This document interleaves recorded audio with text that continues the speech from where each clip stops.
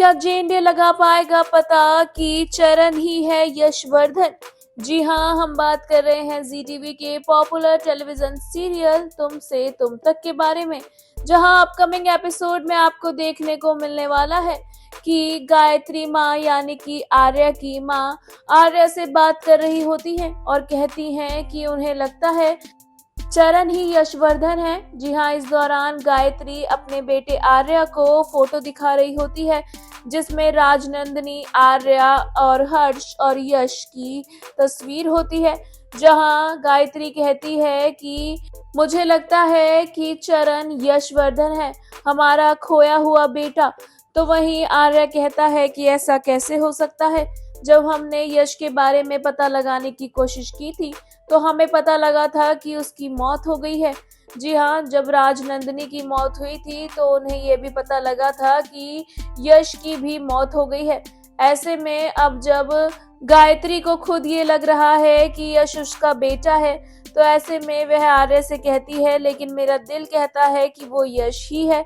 वहीं दूसरी ओर आपको बता दें कि जेएनडे सच की तलाश में है और वह सिद्धि माता के घर पहुंच जाता है और उनके घर की छानबीन करता है, जहां वह वही स्केच लेकर जाता है जो चरण ने यानी कि यश ने बनाया होता है, जिसमें एक आदमी छुरा लेकर खड़ा है और यही सेम स्केच उसे सिद्धि माता के घर पर भी मिलता है, जहां वो स्केच को देखकर काफी ज्यादा हैरान और परेशान हो जाता है।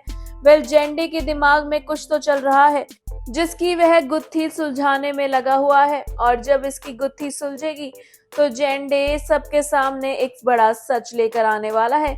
जहां एक और सिद्धि माँ ये देखती है कि जेएनडे उसके घर में घुसा है और छानबीन कर रहा है, तो वहीं सिद्धि माँ एक बड़े राज के खुलने की बात कर रही हैं और सोच रही हैं कि जल्द ही इस राज से पर्दा उठने वाला है। आखिर क्या है ये राज जो कि जेएनडे को पता है और वह जल्द ही सबके सामने लाएगा? वेल, आपको बता दें कि गायत्री को जो लग रहा है कि यह उसका बेटा यश है, तो ये बात सच है। चरण ही यशवर्धन है यानी कि हर्ष का भाई। वहीं आगे आने वाले एपिसोड में काफी कुछ इंटरेस्टिंग फैक्ट्स देखने को मिलने वाले हैं, जहां राजनंदिनी की मौत से जुड़े राज भी खुलते हुए नजर आएंगे और कई सारे राजों से पर्दा उठता हुआ दिखाई देगा।